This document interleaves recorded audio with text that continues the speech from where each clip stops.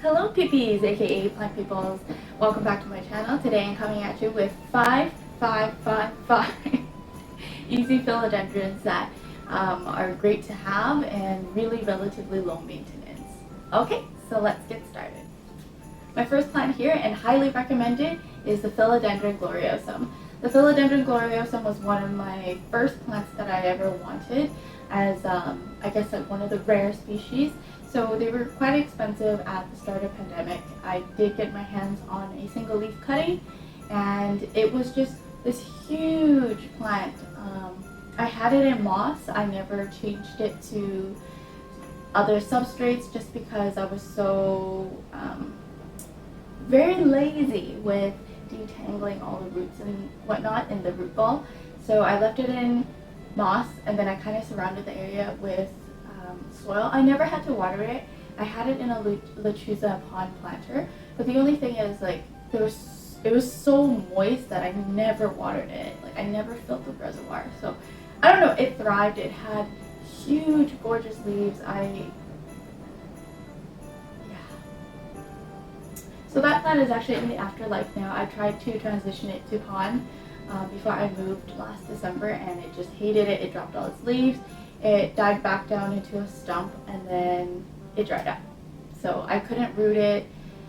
So yeah, so this one here is the regular form, green form.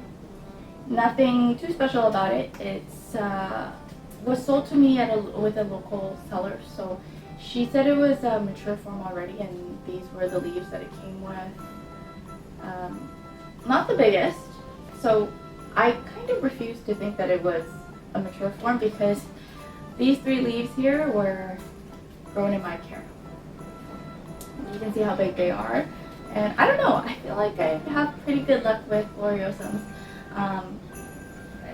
Just look at the leaves of it. It's so nice. So big. I like the size of my palm here.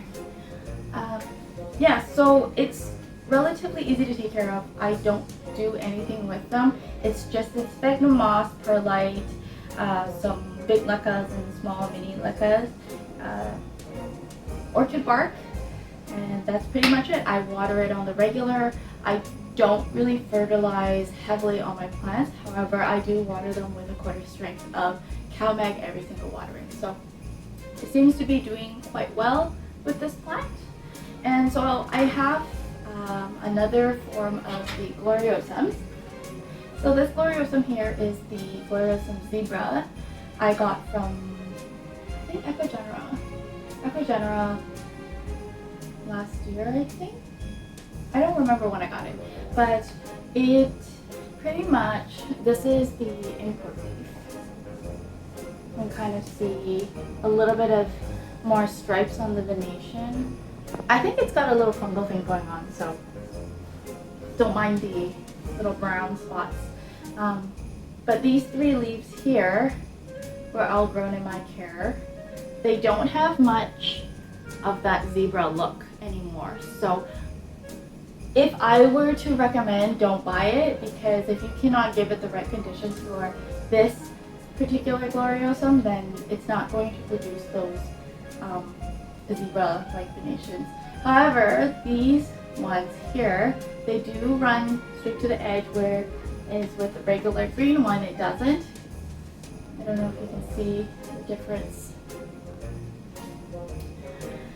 So yeah, I mean, it's almost like a marketing scam, I would say. The petioles are a little bit different. With these ones, they're rounded a petiole, whereas the regular Gloriosum, it's like a D shape. I will insert a video now for the comparison. Okay, so the substrate that this Gloriosum is in is also the same thing. It has the aspergillus perlite, orchid bark, leca, and sphagnum moss. Same thing. I water it when I water all my other plants. My temperatures are actually about 23 to 25 degrees, and I typically drop down to 18. The humidity will jump around. The humidity during the winter time is about 40 degrees. 40 degrees. Can you imagine? All these would be melted. All my plants would be freaking melted. But no, during the winter time, my humidity runs about 40%. And in the summertime, it will go as high as 70 in here. I don't know what it is. It's probably like the heat, but we do have like central AC and heating. So yeah, if you can get your hands on the Philodendron Gloriosum, which I don't imagine it to be hard to now, I really recommend getting one of these plants for your collections. They're just super pillowy looking leaves and just very lovely to have. Philodendron Gloriosum. The next plant that I want to talk about is the SP Colombia. Okay, so this one is the first one that I have. I got it from Lauren at North Shore Tropicals. This is when she first had, I guess like the first batch of SP Colombias available for sale. So the one that I picked has really dark leaves.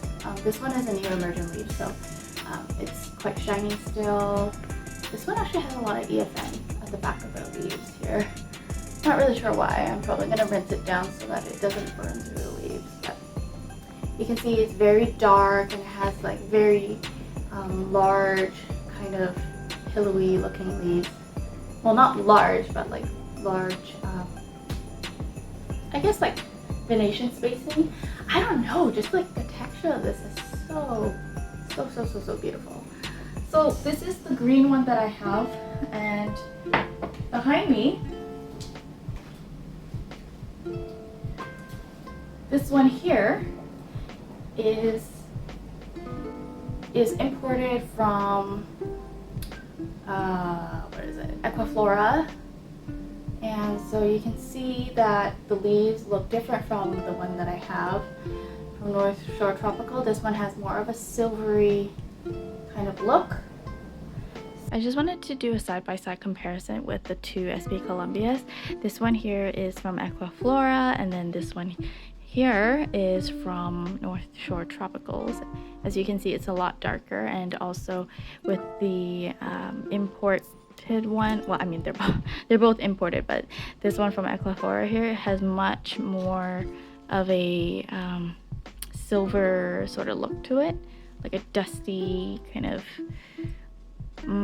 like a dusty sage look, which I absolutely love. There's many different SP Colombia varieties out there now, so I think if you were to buy or order a SP Colombia, like honestly you're not gonna know what you're going to get. So yeah, this is what I got. I had a really silvery one, and then I picked a really dark one. Check out North Shore Tropicals. They have different ones as well that you can pick from. So yeah, I highly recommend this plant. It's also a crawling plant, so as you can see, this one has grown out of its pot. This one I did repot from perlite. I made a parfait to root it because it didn't come with many roots, and then I transitioned it to pond. So it's in pond now. I will just leave it. I do not want to touch it. It's one of the few philodendrons that I have in pond. And then this one here is in moss. This is such a robust grower because when I bought this or got this imported, it was already in a nice like moss mix. I didn't take it out of the original pot and I didn't cut the roots. I just left it alone, and it just kept growing, and it was only recent until I repotted this. So it's the same sort of moss mix that I give to all my other plants, and it seems to be loving it. Like, I mean, look how much it's grown. It hasn't dropped, actually no, I lied. It's dropped one leaf only from the import. I never acclimated it. I didn't have the space to. I just left it out at home. Mind you, the humidity at that time was about 50 to 60%. So it's not a huge detrimental drop for this plant, but it didn't crisp up at all for me. And the import leaves were, I want to say, these three here, the smaller ones, and the rest of the bigger leaves were grown by me. So if I had to pick between the Gloriosum or the SP Colombia, that's a really hard choice. I might actually pick the SP Colombia just because of the different varieties of the, like how it looks. You never know what you're gonna get. It's like a Kinder Surprise. So yeah, this is the Philodendron SP Colombia. The next one I want to talk about is the Philodendron Florida Ghost. I have two Florida Ghosts here. This one was from Plantaria in Indonesia. This one was bought by a local seller. It actually had drips before. There was a very sus looking leaf, and luckily I caught it pretty early, and I just chopped that corner off. You can actually probably still see that I chopped it off. So this is the leaf that I had chopped off. I'm sorry, this plant is a little dusty, but it had thrips when I brought it home from Whistler, and yeah, it doesn't, this plant doesn't give me any grief. It grows on my shelf, and it doesn't have any problems coming out of its caterpillar. It doesn't grow wonky leaves. Maybe just this one time it did, but like, look how bushy it is. It's nice. Give it a nice pull. Given that this is a coconut fiber pole, it doesn't really absorb moisture, so this plant hasn't really been rooting into. Oh my gosh, I lied. Did I lie? Oh no. It doesn't really root into this pole here, but it looks great. It's like nice and bushy. It's starting to mature up for me for sure. So you can see that this one here is a juvenile leaf, and then this one here is more of a mature form. So the way how it grows is it pops out these really bright looking leaves. I think if you put it in a higher light situation, it would be more white, but then it will fade into like a minty sort of leaf. Like this one was, and you can see, I think a lot of the leaves will have a little bit of that kind of minty look. Yeah. So this one is from Plantaria. And same thing, like it will have that lighter colored leaf when it grows, and then it'll give you like a mint colored leaf like that. So beautiful. I actually have been trying to get rid of this, but it doesn't seem like anyone want it, just because I'm kind of low on space, so I would like to get rid of some. But the longer I have this plant, honestly, I just want to just keep it. I mean, look at it. Look at it. It's so nice. Kind of related, but this one here is a Florida green. It was also gifted to me from Plantaria, and look at the leaf of this. It's so beautiful, so beautiful. It was labeled as Florida Ghost, but this looks like a Florida green to me.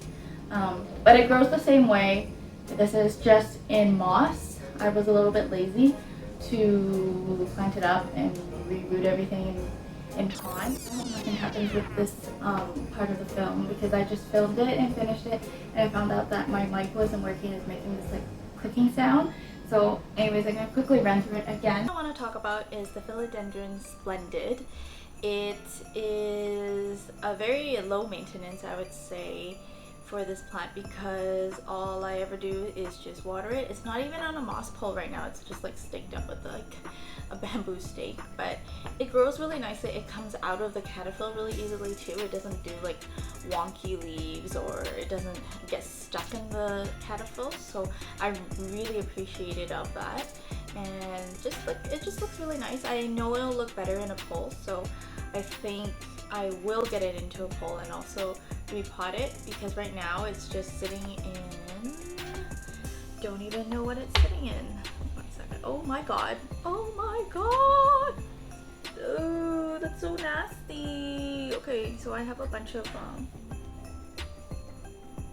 ew. Ew. Ew. Ew. I want to touch it.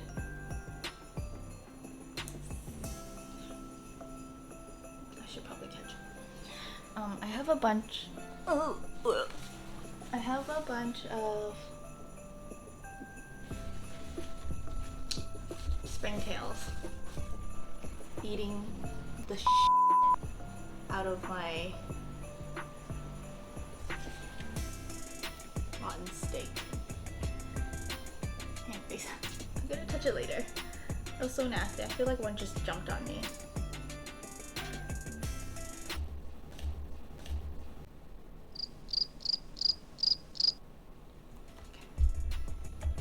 Anyways, Philodendron Splendid. Super easy to take care of if you can get your hands on one of them. I do recommend. It actually looks very similar. Not very similar because it's never gonna grow the way it grows like a Philodendron Gloriosum, but it's similar. It grows upwards. Same leaf shape. But yeah, take a look at the back of the leaf color as well. It's got this like nice pinkish reddish hue to it, which is very beautiful. So I will repot this one and hopefully it'll grow even faster. Last one that I want to talk about is the Philodendron Mayoi. This is the Mayoi. I love the leaves of these ones. Like, look at it. It actually looks a little intimidating because you would think that these leaves would get stuck in the caterpillar or have trouble unfurling, but it actually doesn't. I actually have an unfurling leaf right now, or it's coming out of its caterpillar. I don't know if you can see that. It's not bad actually. So what I do is I do spray it down from time to time with water so that the sticky residue that sometimes keeps the leaf furled will release. Otherwise, I don't really stick it in high humidity or anything. It's just growing out on my shelf here.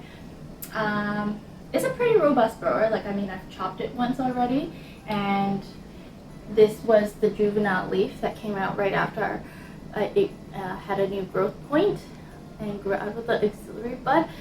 And this is the one after. So it bounces back really quickly. Got EFN on me. But it grows really well. Like, I don't really have any complaints with it. However, I'm not really sure if this plant grows in an upward direction or it's a crawler. I think it grows in an upward. It's just that where I have it in is just trying to reach for the light. That's why it grew sideways. You can kind of see it. It's like that's where it grew from this cutting. I did get it as a mid-cut, so you can see the little chunk here. But I did reroot it a little bit on one of the aerial roots, but I recently chopped it back because it's actually dried up. But it's okay, I'll just deal with it. I mean, it's in the corner of my plant shelf, so it doesn't really get that much light.